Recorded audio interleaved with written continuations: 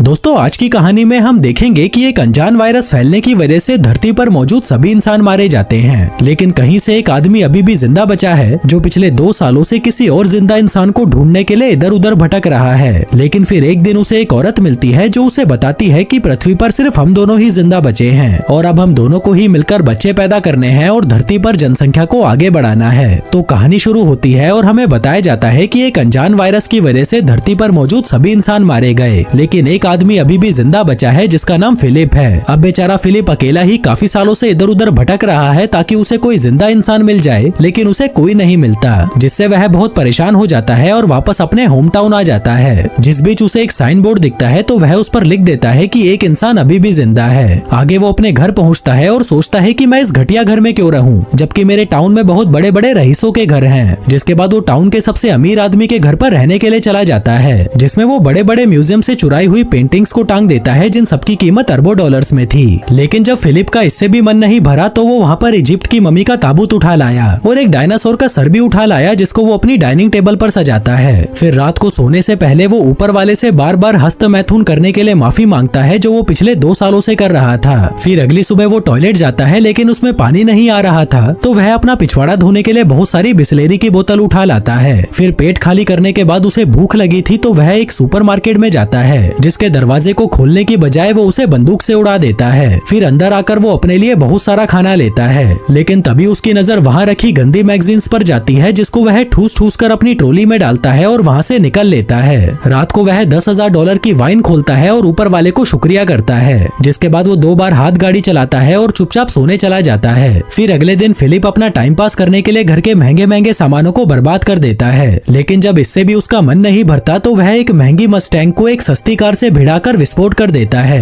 क्योंकि वो बेचारा कब तक अपनी हाथ गाड़ी चलाकर टाइम पास करता। अब ऐसे करते करते कुछ दिन बीत जाते हैं और हम देखते हैं कि फिलिप का घर एक कबाड़ खाना बन चुका है, और वैसे भी वो इस घर को क्यों ही साफ करता, ये घर उसका थोड़ी ना था। आगे वो एक रबर के पूल को दारू से भर देता है और उसी में नहाता है, उसी को पीता है। इसी बीच अचानक उसे जोर का टॉयलेट आ जाता है, लेकिन उसके टॉयलेट में कबाड़ भरा पड़ा था, इसलिए वो अपने लिए एक नया कमोड बनाने की सोचता है। वो एक स्विमिंग पूल के फट्टे को बीच में से काट देता है और वहीं पर हगने बैठ जाता है। फिर हगने के बाद वो एक बार में जाता है और वहाँ पर रखे हुए खिलौनों से पूछता है कि क्या तुम लोग थोड़ी दारू पीना चाहोगे, लेकिन जब वो खिलौने उसे कोई जवाब नहीं देते तो वह खुद ही पूरी बोतल दारू की पीकर वहाँ पर बेहोश हो जाता है। थोड़ी देर बाद जब उसे होश आता है तो वह एक खिलौने को अपने साथ कार में लेकर एक लड़की के पुतले के पास जाता है और उससे बातें करने लगता है। कहता है कि मैं बहुत दिनों से तुम्हें नोटिस कर रहा हूँ, लेकिन मुझमें इतनी हिम्मत नहीं थी कि मैं तुम्हें अपनी दिल की बात बता सकूं। जो कहकर वो उसे किस करने लगता है कि तभी उस पुतले का हाथ टूट जाता है, जिसे देखकर फिलिप उदास हो जाता है और अगले दिन एक पहाड़ी पर जाकर वहाँ पर RIP फिलिप लिख देता है। जिसके बाद वो अपनी कार में बैठता है और उसे फुल स्पीड से पहाड़ी से क्रैश करवाने के लिए आगे बढ़ता है, लेकिन इससे पहले कि वो अपनी जान देता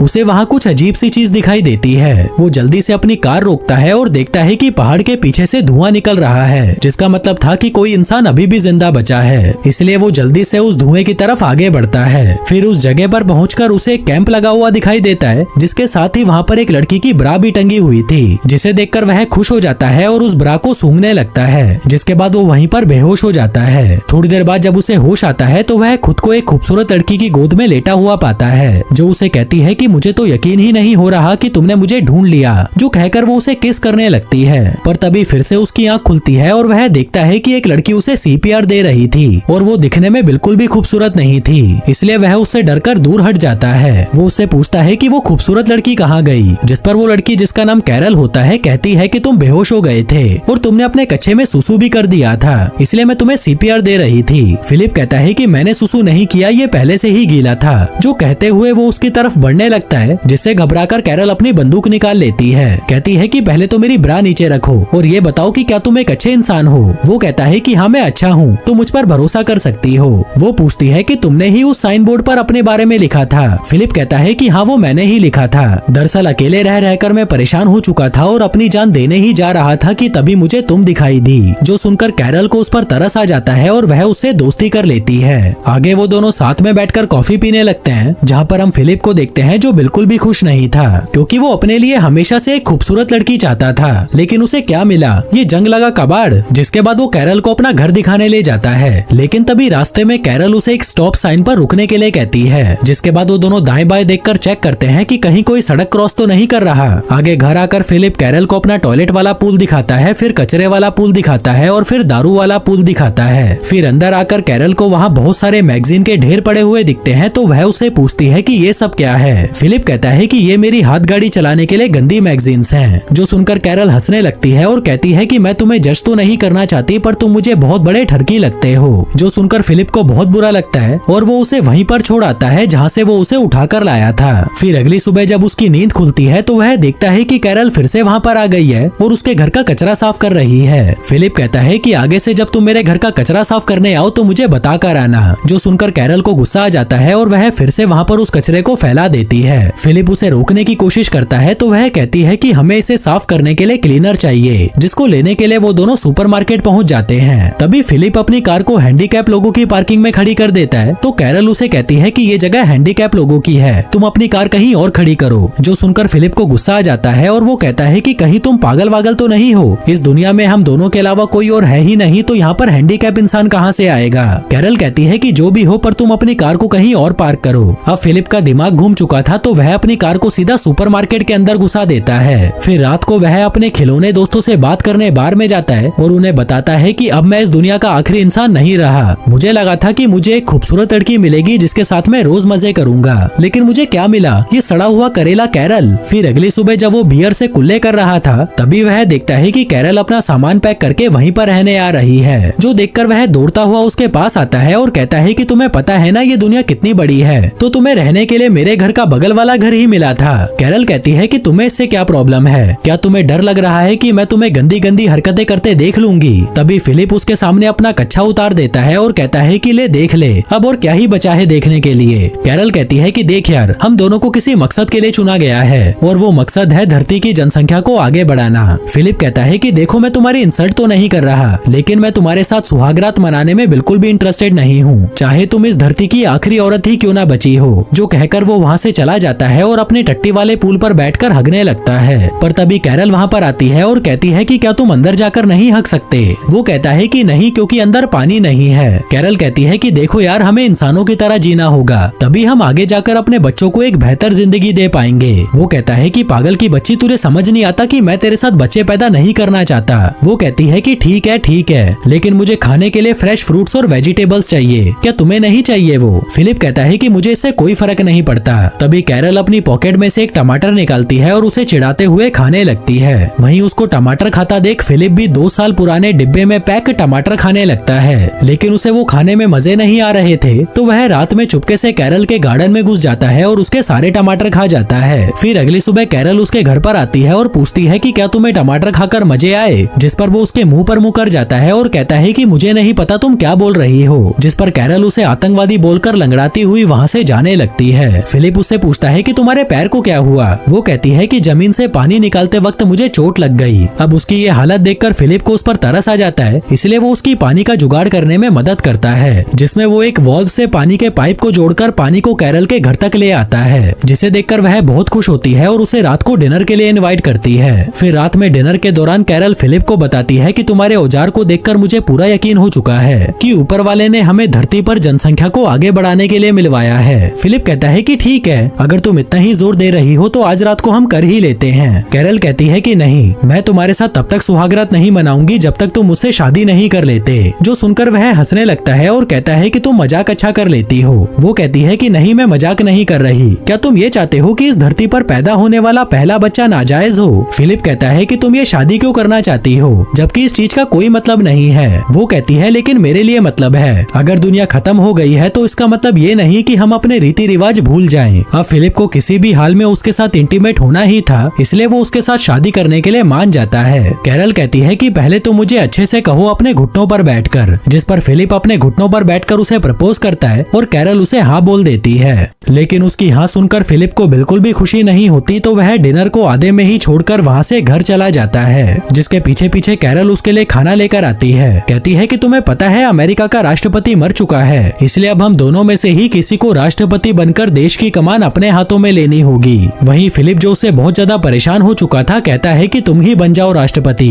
वो कहती है कि मैं नहीं बन सकती क्योंकि मुझे लोगों के बीच भाषण देना नहीं आता, इसलिए उन दोनों की सहमति से फिलिप को राष्ट्रपति बना दिया जाता है। फिर अगले दिन कैरल स्टोर से अपनी शादी के लिए कुछ सामान लेने जाती है। वहीं फिलिप अपनी बैचलर पार्टी एंजॉय कर रहा था, जिसमें वो बहुत सारे टिश्यू पेपर्स को इकट्ठा करके उसमें आग लगा देता है। जिसके बाद वो फटे पुराने कपड़े पहनकर चर्च में पहुंचता है, जहां कैरल ने चर्च को बहुत अच्छे से सजा रखा था और खुद भी वो बहुत अच्छे से तैयार होकर आई थी। फिर शादी के दौरान जब रिंग पहनाने की बारी आती है तो फिलिप शादी की रिंग लाना ही भूल जाता है। दरअसल वो ये शादी करने में बिल्कुल भी इंटरेस्टेड नहीं था, जो देखकर कैरल गुस्सा हो जाती है और शादी को बीच में ही छोड़कर वहाँ से चली जाती है। तभी फिलिप उसके पीछे पीछे उसके घर पहुँचता है और उसे दरवाजा खोलने के लिए कहता है, लेकिन जब वो दरवाजा नहीं खोलती तो वह उसके दरवाजे को तोड़ देता है। फिर अंदर आकर वो देखता है कि कैरल ने अपने घर को बहुत सुंदर सजा रखा था, क्योंकि वो अपनी शादी को लेकर बहुत ज्यादा एक्साइटेड थी। जिसके बाद वो कैरल को देखता है जो सड़ी हुई शक्ल लेकर एक कमरे में बैठी हुई थी। फिलिप उससे माफी मांगता है और कहता है कि मैं सच में रिंग के बारे में भूल गया था, अगर मुझे याद रहता तो मैं पक्का लेकर आता।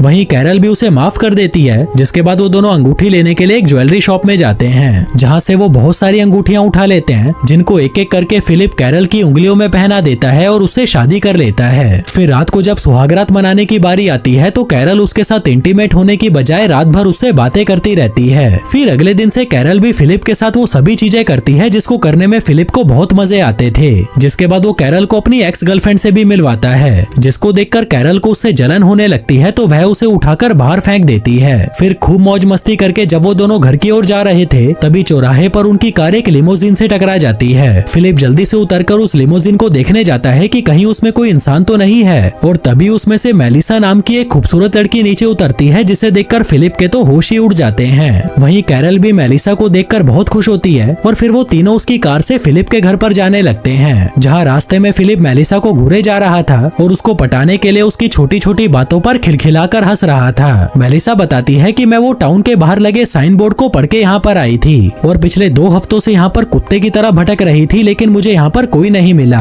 जो सुनकर फिलिप सोचने लगता है कि मुझसे कितनी बड़ी गलती हो गई, ये लड़की तो कैरल से पहले यहाँ पर आई थी, अगर ये मुझे पहले मिल जाती तो मैं इससे ही शादी करता। तभी कैरल भी मेलिसा को बता देती है कि हमने भी 1 हफ्ते पहले ही शादी की है। जो सुनकर मेलिसा चौंक जाती है और कहती है कि यार तुम तो बड़े तेज निकले। वहीं ये शादी वाली बात फिलिप को बिल्कुल भी अच्छी नहीं लगती और इससे पहले कि कैरल उन्हें कुछ और बताती वो कार की बीच वाली खिड़की को बंद कर देता है। इसके बाद वो तीनों घर पहुंचते हैं, जहां मेलिसा उसके घर में लगी हुई महंगी महंगी पेंटिंग्स को देखकर हैरान हो जाती है और कहती है कि मैं बहुत थक गई हूँ, मुझे रेस्ट की जरूरत है। फिलिप कहता है कि तुम मेरे घर पर आराम कर लो, हम बहुत सारी बातें करेंगे और साथ में मिलकर खूब मजे करेंगे। पर तभी कैरल कहती है कि अगर मैं होती तो उसके घर में बिल्कुल भी नहीं रुकती, क्योंकि फिलिप इस घर के पूल का इस्तेमाल हगने के लिए करता है। जो सुनकर मेलिसा कहती है कि ठीक है, मैं अपने लिए कोई दूसरा घर ढूंढ लूंगी। फिर जाने से पहले कैरल उसे डिनर के लिए इनवाइट करती है, जिसके लिए वो मान जाती है। तभी कैरल उसे गले लगा लेती है। वहीं फिलिप जो ऐसे मौके कभी नहीं छोड़ता, वो भी उनके बीच में घुस जाता है और जाकर मेलिसा को पीछे से चिपकने लगता है। फिर शाम के समय जब डिनर की तैयारी की जा रही थी तभी फिलिप वहाँ पर अपनी दाढ़ी काट कर आता है, जो देखकर कैरल चौंक जाती है कि जब उसने कहा था तो फिलिप ने उसे दाढ़ी काटने से मना कर दिया था। दरअसल वो मेलिसा के साथ इंटीमेट होने की नाकाम कोशिश कर रहा था, जिसके लिए वो कुछ भी करने को तैयार था। फिर रात में जब सभी डिनर टेबल पर थे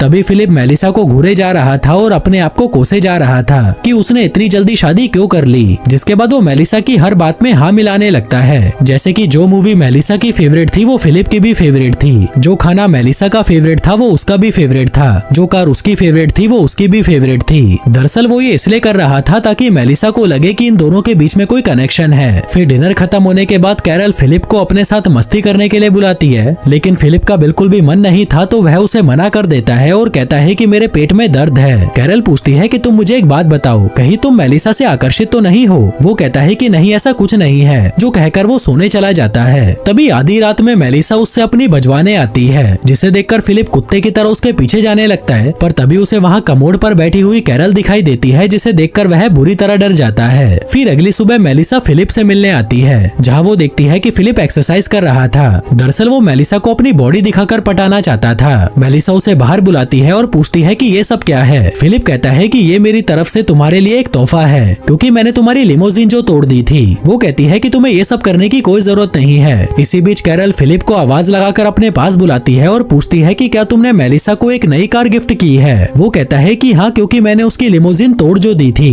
वो कहती है कि तुम्हारे पास ये सब करने का टाइम है, जबकि मैं तुम्हें 100 बार बोल चुकी हूँ कि मेरा दरवाजा ठीक कर दो, पर तुम्हारे पास इसके लिए टाइम नहीं है। अब मुझे नहीं पता तुम इसे कैसे भी ठीक करो। आगे कैरल मेलिसा को अपनी शादी की फोटोज दिखाती है जो उसने खुद ड्रॉ की थी। मेलिसा पूछती पूछती है कि अगर तुम दोनों की शादी हो चुकी है तो तुम दोनों साथ में क्यों नहीं रहते। वो कहती है कि नहीं, मैं उसके साथ नहीं रह सकती, वो बहुत गंदा है। मैंने उसके साथ शादी सिर्फ धरती पर जनसंख्या को बढ़ाने के लिए की है। वहीं जब फिलिप दरवाजा ठीक कर रहा था तभी मेलिसा उसके पास आती है। वो कहती है कि मेरे पास एक जनरेटर है जिससे हम बियर को ठंडी करके पी सकते हैं, इसलिए तुम शाम को कैरल को लेकर मेरे घर पर आ जाना। लेकिन फिलिप अकेले ही उसके घर बियर पीने पहुंच जाता है और उससे कहता है कि कैरल की तबीयत खराब है इसलिए वो नहीं आ सकती, जबकि इसने कैरल को बताया ही नहीं था कि मेलिसा ने इनको बियर पीने के लिए इनवाइट किया है। फिर बातों के दौरान मेलिसा उसे बताती है कि मैं पिछले 2 सालों से किसी मर्द की तलाश में भटक रही हूँ, क्योंकि मुझे भी मजे करे काफी साल बीत चुके हैं। मेरी भी कुछ जरूरतें हैं जिन्हें मैं पूरा करना चाहती हूँ। फिलिप कहता है कि हाँ, मैं समझ सकता हूँ, ये सब नेचुरल है। मेलिसा कहती है कि मैं तुम दोनों के लिए बहुत खुश हूँ कि तुम दोनों साथ में हो। भले ही तुम दोनों में अनबन चलती रहती है, पर तुम दोनों साथ में तो हो, जिसकी मैं बहुत इज्जत करती हूँ। वहीं फिलिप उसे ये बताने के लिए तड़पा जा रहा था कि मैं कैरल से बिल्कुल भी खुश नहीं हूँ। मैं तो तुम्हारे जैसी किसी लड़की के साथ मजे करना चाहता था, पर मुझे क्या मिला, ये सड़ा हुआ कचरा। मेलिसा कहती है कि मेरी भी किस्मत देखो, मुझे धरती पर मौजूद एक आखिरी मर्द मिला और वो भी शादीशुदा। फिलिप कहता है कि चिंता मत करो, अब वो मर्द शादीशुदा नहीं रहेगा। जिसके बाद वो अपनी शादी तोड़ने के लिए कैरल के पास जाता है, लेकिन वो उसे कुछ कह नहीं पाता क्योंकि वो उनकी शादी की फोटो से दरवाजे पर टांगने वाला दिल बना रही थी, जो देखकर उसे कैरल पर तरस आ जाता है और वो उसकी फीलिंग्स को हर्ट नहीं करना चाहता था, इसलिए वो चुपचाप वहाँ से अपने घर चला जाता है। वहीं दूसरी तरफ हम एक ऑडी को आते हुए देखते हैं, जिसका मतलब था कि एक इंसान और भी है जो इस धरती पर जिंदा बचा है। जो इंसान वहाँ पर फिलिप का वो अलाइव वाला बोर्ड देखता है और उस टाउन की तरफ निकल पड़ता है। अब ये इंसान कौन था और उन लोगों के अलावा और कितने इंसान हैं जो अभी भी जिंदा बचे हैं, और क्या अपना फिलिप मेलिसा के साथ सुहागरात मना पाएगा, ये सब देखेंगे हम अगले वीडियो में। धन्यवाद।